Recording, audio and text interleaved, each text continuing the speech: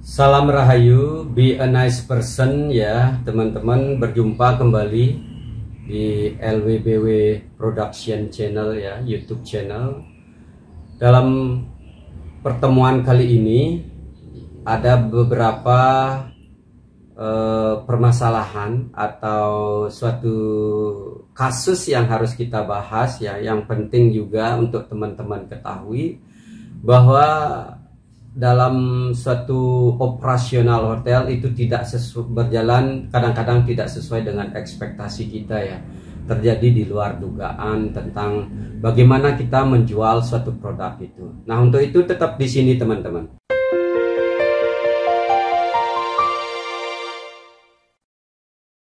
Baiklah teman-teman, seperti apa yang sudah saya katakan tadi, ada suatu permasalahan mungkin menjadi sebuah masalah apabila kita menjual suatu produk ini seperti kamar ya teman-teman.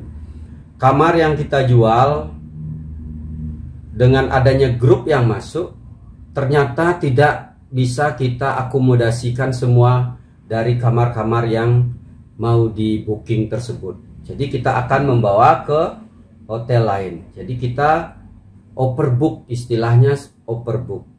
Jadi kita tidak bisa menyediakan beberapa kamar dari grup yang sudah kita terima. Nah, karena itu kita akan mentransfer ke hotel lain. Nah, di situ bagaimana kita bisa membukukan secara akuntansi perhotelannya bagaimana. Nah, baiklah kita report dulu. Umpamanya ada 10 kamar di booking ya. 10 kamar ini sudah di booking, tetapi dengan 3 malam ya, 3 hari 3 days ya, 3 hari dengan harga per room per night-nya adalah sebesar 500.000 rupiah per room per night.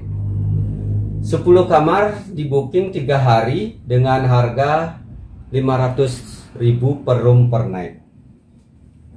Jadi deposit yang dia setor, deposit melalui bank transfer ya, sudah diterima, sudah kita terima sebesar one night-nya, jadi 5 juta rupiah.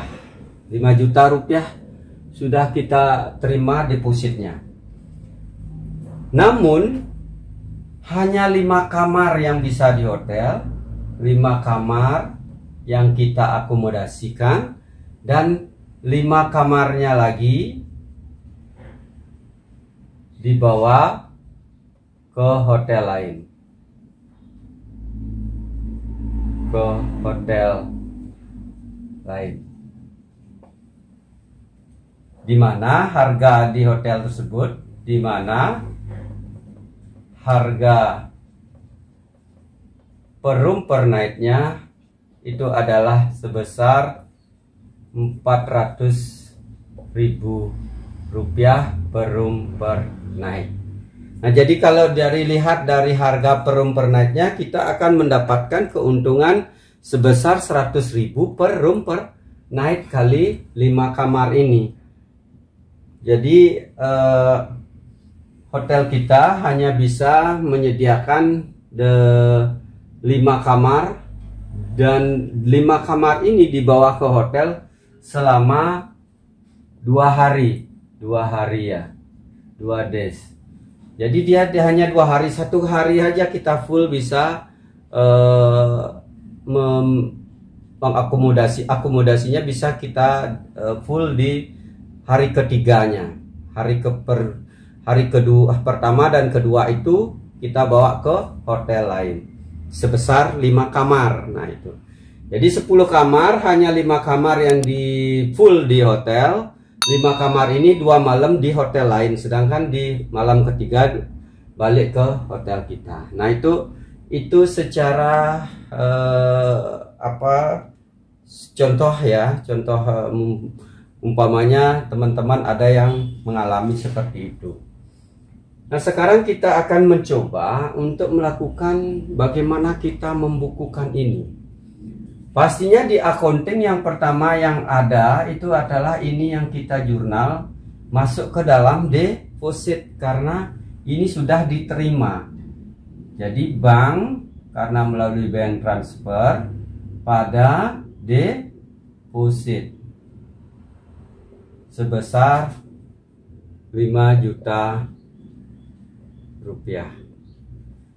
Ini harus kita bukukan dia 5 juta rupiah ini bank pada deposit. Jadi deposit bertambah di sebelah kredit, banknya bertambah di sebelah debit. Itu udah pasti ya, jurnalnya itu sudah pasti. Nah, saat tamu sekarang check-in yang kedua, tamu check-in sebesar 10 kamar, tetapi 5 kamar ada di hotel kita.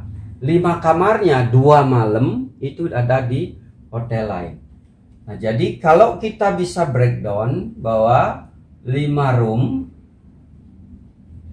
dikalikan 3 night kalikan harga per room per nightnya adalah 500.000. Harga per room per nightnya 500.000 rupiah.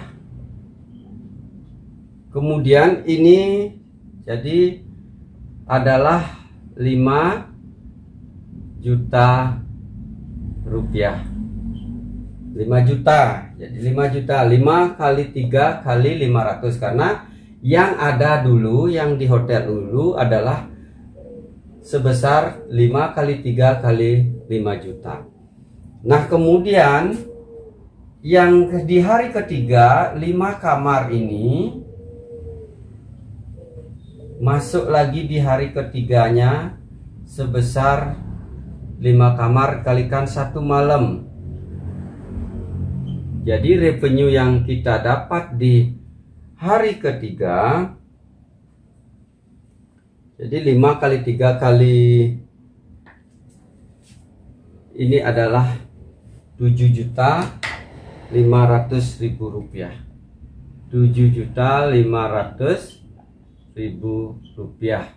Dan ini 1 malam itu adalah 2.500.000 rupiah. Nah, ini yang real di hotel kita itu 5 kali 3 kali 500 sebesar 7.500.000. 5 kali 1 malam yang 5 kamar ini kembali ke 1 malam, 1 malamnya di hotel itu dikalikan 500 dengan 2.500.000. Nah, kalau kita tagihkan ke grup ini yang di hotel lain itu adalah 5 room kali 2 malam kali 500.000. Nah, ini berapa? 5 kali 2 10 kali 500 adalah 5 juta rupiah. 5 juta rupiah. Nah, itu yang ini di hotel lain, yang 5 juta ini di hotel lain. Jadi berapa yang harus kita bukukan sebagai revenue? Yang mana yang harus kita bukukan dulu sebagai revenue? Depositnya jangan dulu kita pergunakan, tetapi kita anggap sebagai revenue dulu. Ya, berarti yang ini dulu kita anggap sebagai revenue. Berarti ini yang harus dibayar oleh grup ini. Sebesar berapa dia harus bayar? Ini adalah 10 tambah 5 adalah 15 juta. Sedangkan depositnya adalah 5 juta, berarti dia kekurangan lagi 10 juta. Nah, ini aja kalau dia bayar oleh umpamanya dengan bank juga dia transfer, kemudian kita anggap itu adalah revenue. Revenue sebesar 10 juta rupiah. Nah, ini sudah revenue realnya. Ini sudah revenue real yang kita miliki. Jadi masuk ke dalam revenue sebagai sebuah pendapatan. Ditransferlah oleh grup ini 10 kamar ini sebesar 10 juta, kekurangannya dikurangi dengan deposit. Jadi dia masih 10 juta. Total semua yang harus dibayar adalah 15 juta. Sedangkan dia sudah memberikan deposit sebesar 5 juta. Berarti kekurangannya dia akan bayar sebagai pelunasan. Nah, itulah kita jurnal bank sebagai dengan revenue sebesar 10 juta. Nah, ini. Jadi dia sebenarnya sudah lunas. Grupnya ini sudah lunas membayar. Bank revenue 10 juta dengan deposit sebesar 5 juta. Jadi sudah clear dia. Kita dengan grup ini sudah clear. Nah, sekarang kalau hotel ada invoice dari hotel lain, invoice hotel lain, hotel yang kita transfer itu invoice-nya akan berupa 5 room. 5 room dikalikan 2 night, dikalikan dia harganya adalah 400.000. Jadi totalnya berapa? 5 kali 2 kali 400 adalah sebesar 4 juta rupiah. Jadi dia 4 juta rupiah. 5 kali 2 kali 400.000 adalah 4 juta rupiah. Jadi di sini ada keuntungan lagi 1 juta rupiah. Nah, ini belum kita lakukan, belum kita anggap revenue. Yang kita anggap revenue adalah yang 10 juta dan sudah ada pembayarannya sebesar 10 juta. Itu yang kita pakai dulu. Sedangkan 5 juta ini kita akan memperhitungkan deposit ini. Nah, apa yang harus dilakukan dengan kondisi seperti ini? Masing-masing hotel itu biasanya punya kebijakan masing-masing. Kalau dia kita anggap revenue, ini dimasukkan ke dalam revenue, yang 5 juta kali 2 kali 500 ini masuk revenue, berarti dia akan menambah akupensi hotel, ya, akan menambah akupensi hotel lagi 2 malam. Ya, sebesar dengan pendapatannya adalah 5 juta. Itu, tetapi 5 juta ini akan kita adjust kalau kita masukkan dia ke dalam revenue. Karena kita akan pakai membayar ke hotel lain sebesar 4 juta. Nah, itu mana yang diberikan kebijakan, boleh-boleh saja. Tetapi setelah ada invoice atau tagihan dan kita membayar ini, ya, kita harus membayar ini. Kalau ini kita masukkan ke dalam revenue, berarti compensate deposit atau di deposit pada revenue sebesar 5 juta rupiah. Jadi compensate deposit, kita mengkompensate berarti depositnya sudah habis. Sedangkan sekarang kita harus membayar yang 4 juta, berarti kita harus adjustment revenue ini sebesar 4 juta. Berarti ada adjustment room revenue, kemudian ada adjustment service charge, ada adjustment tax, dan di sini barulah berupa apa yang harus dibayar, pakai membayar adalah bank sebesar 4 juta rupiah. Jadi yang masuk revenue hanya 1 juta rupiah gitu. Atau kita buatkan pada sheet yang baru, mudah-mudahan bisa dipahami ya teman-teman. Jadi yang benar-benar revenue itu hanyalah 10 juta ini, sedangkan yang akan menjadi transferan kita ke hotel lain itu harus kita perhitungkan. Kalau ini kita masukkan ke dalam revenue, dia akan menjadi compensate deposit pada revenue. Kemudian ada tagihan sebesar 4 juta, kita harus revenue ini kan terdiri dari room revenue, service charge, dan tax PB1. Nah, kalau kita mengembalikan berarti otomatis akan mengadjustment dari revenue yang kita masukkan 5 juta ini dengan 4 juta. Jadi yang masih tersisa revenue itu adalah masuknya adalah 1 juta gitu loh. Nah, seandainya sekarang deposit ini sudah habis ya, kita hapus ya teman-teman. Deposit ini kita sudah habis, kita pergunakan ya. Jadi kalau kita menganggap itu adalah sebuah revenue, maka compensate deposit pada revenue, ada room revenue, kemudian ada service charge, ada tax. Nah, inilah yang dinamakan dengan revenue. Compensate deposit sebesar 5 juta karena kita menerima deposit itu adalah 5 juta pada revenue, berarti pada revenue sebesar 5 juta. Nah, ini jadi room revenue, service charge, tax and service itu masuk ke dalam pendapatan sebesar 5 juta rupiah. Nah, kalau ini setelah ada invoice, setelah invoice hotel lain sebanyak 4 juta. Nah, ini kita sudah menganggap, ini sudah kita anggap sebagai revenue. Sedangkan sebenarnya dia adalah tagihan dari hotel lain 2 malam itu sebesar 4 juta. Jadi kita akan adjustment, debitnya pasti adjustment room revenue, kemudian adjustment service charge,